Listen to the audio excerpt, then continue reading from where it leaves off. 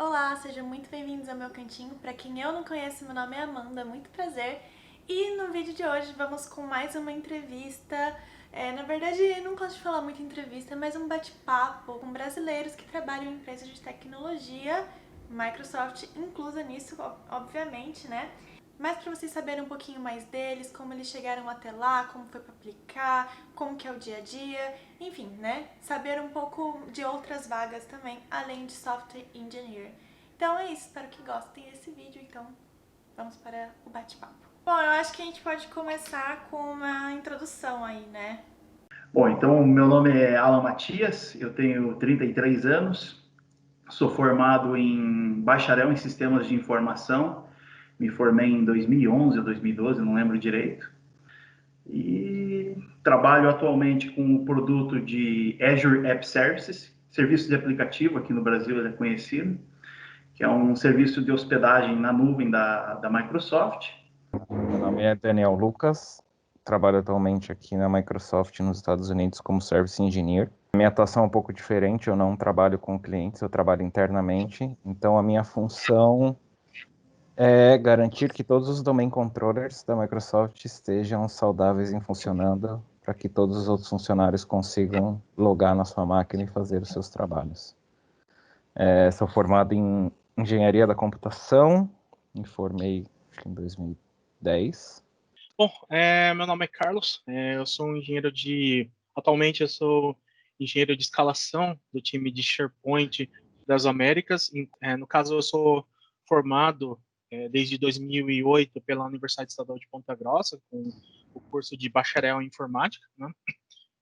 2012 eu consegui a pós-graduação na parte de exportação de software, onde tive contato com tecnologias Microsoft. Vamos lá. Meu nome é Vinícius, né? Eu trabalho assim, vamos dizer que eu tenho cerca de 8, 9 anos de suporte na Microsoft. Igual o Alan, o Carlos, e um outro pessoal também. A gente era o do vendor, né? Que era o terceirizado. A gente chama hoje de supplier, não chama mais de vendor. Bom, eu fiz faculdade de tecnologia em redes de computadores e sistemas da informação. E aí eu entrei na Microsoft como FTE, né, que é o contratado mesmo, em 2016, né? Aí entrei como support engineer também, né? E hoje eu sou technical advisor. Eu cuido de um time que fica na Espanha junto com o Robson, que é um outro technical advisor brasileiro aqui também. E a gente cuida de um time de mais ou menos 40 a 50 pessoas. Às vezes, né? Sai alguém, entra alguém, mas é nessa faixa. E, bom, eu queria saber a diferenças, assim, de cada título né, que vocês trabalham, porque talvez tenha algo em comum geral, mas tem as suas peculiaridades em cada um. Então eu queria entender um pouco mais disso. Perfeito. Basicamente, né, com exceção do Daniel, eu, o Alan e o Carlos, a gente é meio que lateral, né? É time de escalação, né? Produtos diferentes, porém a gente faz parte de uma vertical chamada CSS, que é Customer Service and Support, né? Que é o suporte mesmo. O cliente tem um problema, dependendo do contrato que ele tem, ele já chega direto no time de escalação ou não, ele passa por um frontline antes, né? Esses suppliers e vendors, etc. Né? E aí, se esse time não consegue resolver esse ticket, esse problema, passa para o time de escalação. Né? Basicamente, o que eu faço é ajudar esse time de frontline, né? Que é o linha de frente. Né? Basicamente, o trabalho diário é esse, né? O cliente tem um problema, dependendo do contrato de nível de suporte, ele abre, cai para esse time atende ele, eu converso com esse time com cerca de mais de 20 engenheiros, né? Todos os dias, olha, qual que é o problema, estou nesse ponto, etc. Eu vou dando a ajuda que eles precisam para poder resolver o caso e, obviamente, que hoje é o intuito de deixar o cliente feliz, né? Então você tem que ser um expert no produto que você está trabalhando. E aí é um produto ou você tem que ser expert em vários? você sempre tem que, assim, para você pedir ajuda de alguém do outro time, você precisa saber o que está acontecendo, em que ponto que está o erro, né? A gente começa a trabalhar no caso, e aí a gente começa realmente esgotando as possibilidades e procurando de onde que está o problema. Então você acaba tendo que ter um conhecimento um pouco, pelo menos básico, dos conceitos de outros produtos. É inevitável, entendeu? Mas de fato, a gente fala que tem que ter um conhecimento um pouco mais generalizado, mas você sempre vai ter um produto que você é o especialista, né? Sim. Então, ao contrário da maioria das empresas que eu vou entrar para ser sysadmin ou IT admin, que eles pedem lá na entrevista, você tem que ser mecânico, médico, agricultor e tudo mais, que você tem que saber de tudo e no final você não vai usar nada.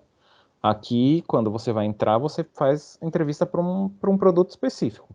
Então, assim, qualquer conhecimento que você agrega é válido, mas a sua especialização mesmo é um produto só. É diferente do mercado que você vai ficar 2 dias trabalhando com uma coisa, 2 dias com outra, e às vezes num dia você trabalha com 10 produtos. Não, você tem que ser especialista em um produto que é o que vai garantir a sua entrada na Microsoft. E bom, queria saber também do ponto de vista de vocês, qual seria... eu tô sempre pensando assim, alguém que vai assistir o vídeo tenha vontade de trabalhar com o que vocês trabalham. Então, eu queria saber da opinião de vocês, qual seria o que vocês veem como vantagens e desvantagens da profissão de vocês. Olha, eu vejo como é assim, a mesma coisa que é uma vantagem é uma desvantagem, né? A gente aqui eu sou focado em Exchange, seja online ou seja o on-premises, né? Que é o instalado no local, né? O Carlos, por exemplo, é focado em SharePoint, o Alan em Web Apps, né?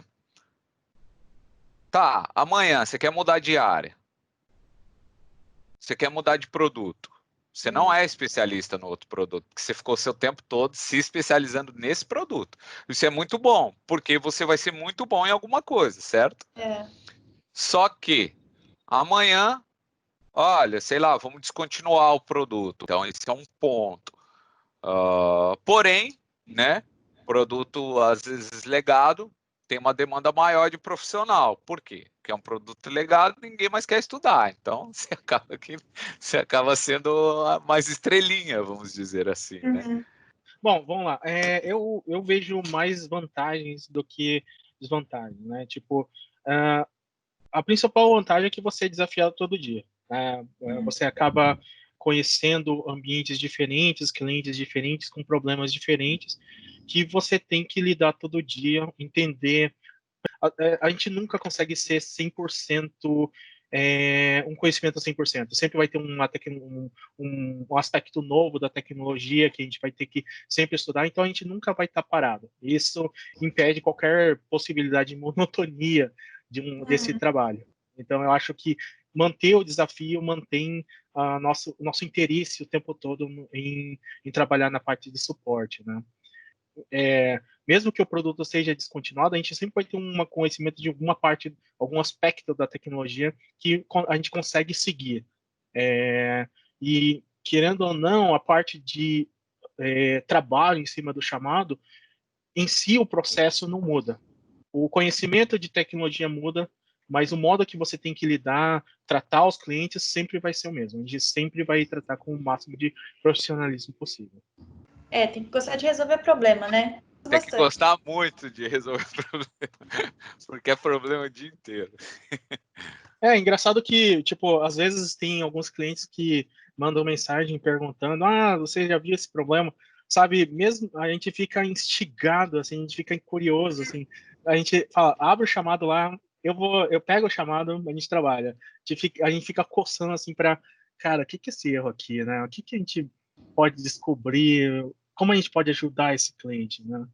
Para nós aqui, engenheiro de suporte, realmente a gente fica nessa. A gente tem que carregar no espírito a resolução de problema, realmente. E não acho que, assim, eu realmente, vocês falando agora, eu analisei alguns cenários, eu carrego isso na minha vida. Minha vida, às vezes, aparece um problema, eu não fico satisfeito enquanto aquele problema não for resolvido. Então, pelo menos para nosso papel aqui como suporte engineer, eu acho que a gente tem que carregar isso aí no nosso dia a dia, né? E não tem outro jeito. O legal também é que, assim, se desenvolve muito pensamento crítico aqui dentro, sabe? Porque às vezes o cliente vem, ele quer implantar o produto de uma maneira e você sabe que, por exemplo, a empresa tem um segmento X, né? E aí você fala, olha, tudo bem, você pode fazer isso, mas você pode ter um problema no futuro com X e Y. Olha, por quê? Porque o segmento da tua empresa é A, e assim, alinhada a política, etc. e tal, a configuração seria melhor se você fizesse B. E aí, assim, né, a gente dá a opção, aí ele decide se faz ou não, a gente não força nada, né? Mas é interessante o ponto de como isso funciona no cérebro, por exemplo, né? Será que se eu oferecer, será que se eu fizer isso que ele está me pedindo agora vai ser o melhor para ele? Será que eu não posso ofertar isso aqui também como opção para ele, que ao meu ver é melhor, mas aí ele toma a decisão dele. Muitos clientes não tomam a decisão que a gente fala. E é interessante, porque assim, na maioria das vezes, quando a gente faz esse trabalho, o cliente vê que realmente teve um impacto para ele. É muito legal você receber um feedback falando, olha, cara, muito obrigado por tudo que você fez, etc. e tal. Eu acho isso bem gratificante, sabe? Amanda, agora puxando um pouquinho para o lado que você perguntou aqui, você expõe isso publicamente, o que as pessoas que olham, de repente eu quero entrar na Microsoft, alguma coisa. Eu ainda quando trabalhava com suporte on-premises de IIS e ferramentas de desenvolvimento da Microsoft, eu me lembro que propriamente na Microsoft eu comecei a trabalhar com um caso de Azure para fazer tradução para uma pessoa somente. E o cara me falou isso há uns 5 ou 6 anos atrás, ele falou, cara, eu acho que de repente é legal você focar em Azure agora, porque tá tudo voltado para a nuvem. E de fato, isso foi uns 5 ou 6 anos atrás, eu trabalhava com o TK e com o Vinícius na outra empresa ainda, como uma dica para o pessoal, estuda Azure e estuda a plataforma cloud como um todo, né? De repente, Office 365, SharePoint Online, Azure, daí tem uma infinidade de produtos aí também. E, sim, se alguém um dia tiver a oportunidade de trabalhar numa empresa que é uma supplier da Microsoft, vai em frente, porque é uma grande escola, você vai aprender muito e com certeza abre uma oportunidade para você entrar na Microsoft também. Com certeza, com certeza.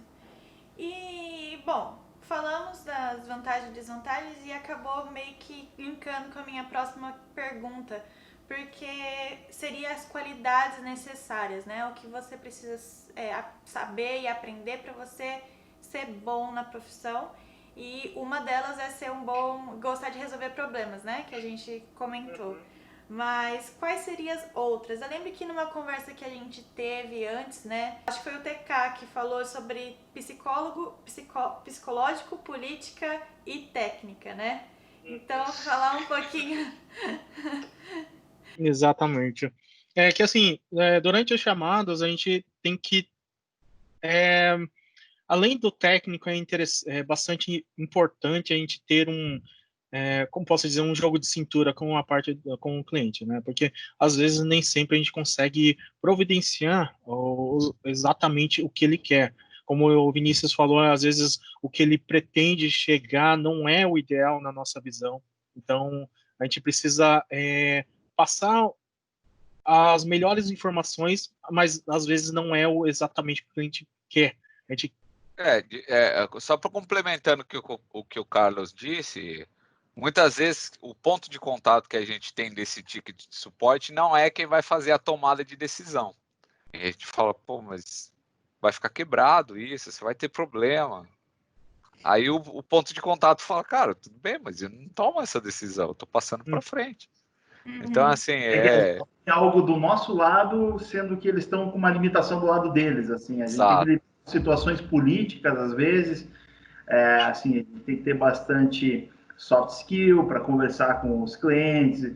Muitas vezes você está falando com um cliente técnico e daí tem o gerente dele que não entende tecnicamente, mas está bem nervoso do lado. Então, assim, a gente tem que ter, digamos, nervos de aço, bastante paciência.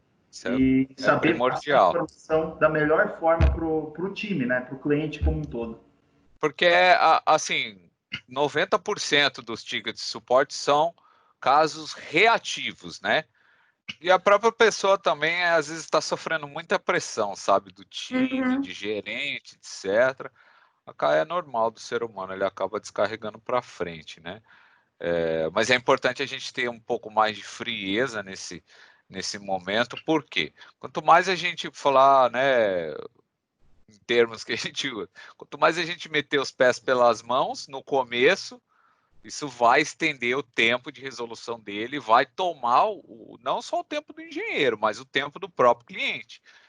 E o que a gente não quer é isso, né? Então, por mais que pareça que está demorando um pouquinho mais no começo, na verdade, você está agilizando uma resolução, porque você precisa entender o que está ocorrendo, precisa entender como está configurado o ambiente dele, né? Cada ambiente é diferente, então não tem como, né?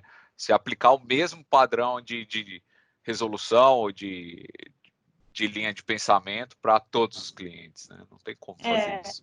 É bom. Exatamente. E, para falar a verdade, pegar casos assim com o mesmo comportamento, o mesmo sintoma é raríssimo. Sabe? Olha, interessante isso. É raro mesmo. É muito difícil. O mesmo plano de ação, exatamente o que a gente passou para um outro cliente funcionar para outros clientes, mesmo que externamente pareça a mesma coisa. Né? Então, Bom, legal. E agora, né, que as pessoas aí têm uma noção melhor, né, do trabalho, de como tudo funciona, queria saber como vocês chegaram até aí, então, né? Vocês já falaram um pouquinho que alguns começaram como vendors depois, ou suppliers e depois mudaram para FTE, mas o processo, como que ele funciona? Vocês aplicam pelo Careers, que eu acho que é toda aplicação tem que passar por lá, né? Mas como que funciona a entrevista no geral? Por exemplo, inglês, tudo em inglês, né? Só para deixar claro. O meu processo foi assim, um processo meio. Eu sou uma pessoa um pouco ansiosa, né? Você vê que quando você abre para falar, eu sou o primeiro que. Eu sou Só que assim, cadê minhas respostas? Eu sou um pouco ansioso mesmo. Então, assim, eu me apliquei, né? E eu já estava no vendor, né? Então, aí eu ficava perguntando para as pessoas da RH da própria Microsoft mesmo, né? Era um supplier, tinha o mesmo domínio, eu conseguia achar elas no Skype ali no link. Ah! Falava, e aí, como é que tá esse processo aí? Só que eles não dão informação, é confidencial, é normal, eles não passam esse tipo de informação. E eu ficava enchendo o saco. Falava, como é que tá? Não sei o quê. Assim, desde o dia que eu me apliquei até eu ser chamado para uma entrevista do RH, a primeira entrevista, demorou, se não me engano, 2 meses. Então, minha ansiedade já estava, né? Isso a primeira vez que eu fiz o processo, que eu fiz um processo para ser Premier Field Engineer, e na época eu não passei, né? Mas foi muito bom para mim. Por quê? Porque na época eu já estava nesse supplier, eu era trainer, eu treinava os engenheiros, então eu achava que eu estava bom. Uhum. Eu falei, vou dar uma revisada só no material e tal.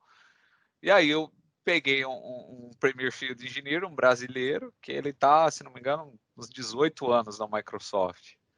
E aí ele fazia as perguntas para mim, eu falava, caramba, não sei nada, tipo.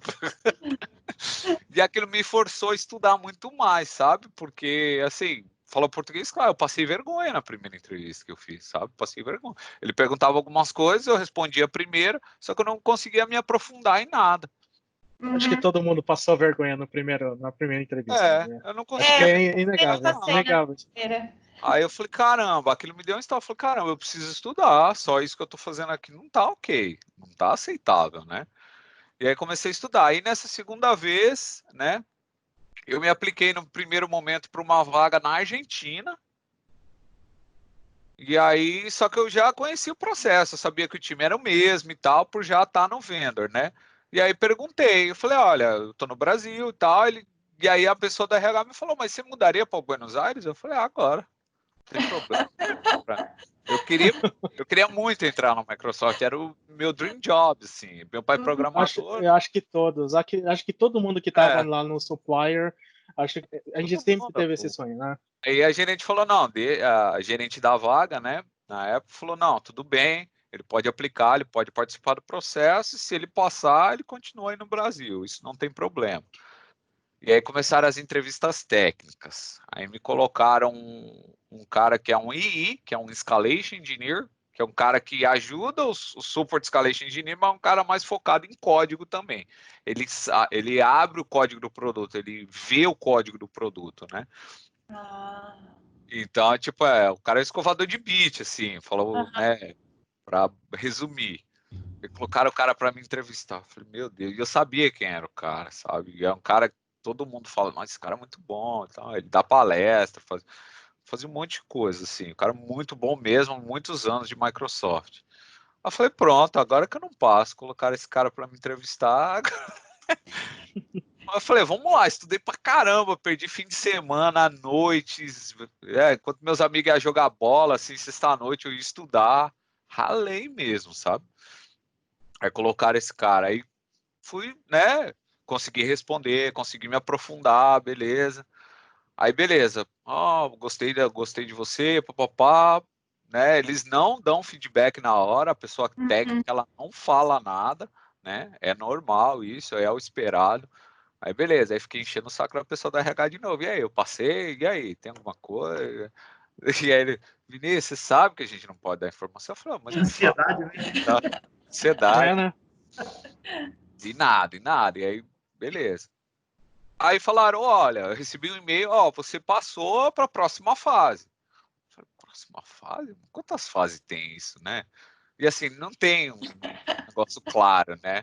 Eu sei que no final eu fiz outra técnica, aí fiz outra técnica, aí me jogaram para uma quarta. Eu falei, mas caramba, tem mais técnica? Ou seja, o processo todo demorou 6 meses. uau. Caramba. E assim, já conheci gente que demorou mais tempo e já conheci gente que demorou, sei lá, 20 dias o processo. Então, vai muito da vaga, vai muito de onde você está, vai muito para onde você vai muito para que time você vai. Mas uma Produto. coisa produto, mas uma coisa eu posso afirmar, não adianta ficar enchendo o saco do RH, que eles não vão te falar as coisas antes da hora. E Não deu durante o certo. processo, E assim, eu acho que o processo, não sei, do Alan foi meio que rápido, não foi, Alan? O meu foi assim, primeiro de tudo, antes de entrar na Microsoft em si, a gente começou a trabalhar no Supplier, né? E aí tivemos uma série de cursos e treinamentos para poder começar a trabalhar mesmo de fato em linha. Foi acho que uns 40, 45 dias de treinamentos para poder fazer isso. Aí depois, já trabalhando muito tempo, o meu processo foi mais ou menos assim. O meu líder técnico pegou e falou, Alan, está abrindo 2 vagas aí no Brasil para trabalhar para a Microsoft, onde você está trabalhando. E assim, a gente conhece o teu conhecimento já e tudo mais, e a gente queria realmente que você entrasse para o nosso time mesmo, ser Microsoft.